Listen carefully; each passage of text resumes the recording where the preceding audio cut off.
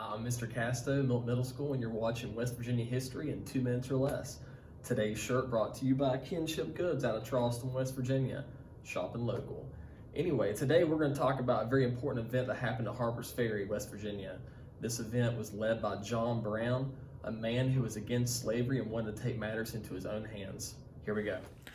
John Brown is one of the most prolific individuals in U.S. history.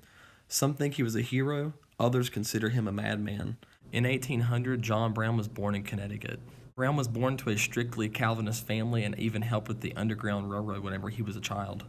Brown and his sons lived and fought in Kansas during what we call Bleeding Kansas. And in 1856, after pro-slavery fighters attacked the town, Brown retaliated, killing 5. Now Brown set his sights on Harper's Ferry. George Washington had decided to build a federal armory there. Brown believed once he was there, he could get thousands of guns to arm slaves across the country, and they could rise up and end the institution of slavery once and for all. In something that sounds like it was from a Hollywood movie, Brown was financially supported by a group that called themselves the Secret Six that provided him with money and thousands of weapons for his attack. Now that Brown had rifles, pikes, and pistols, he set his sights on Harper's Ferry.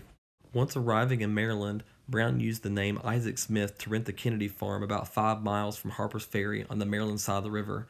There he and 21 of his supporters planned their attack after scouting Harper's Ferry. The plan was for Brown and his force to cross the railroad bridges, attack the armory, which lined the rivers, and hold off the attackers until slaves from surrounding areas could come join the fight. They took both bridges and the armory. By the morning of the 17th, things immediately fell apart as citizens began firing at Brown and his raiders.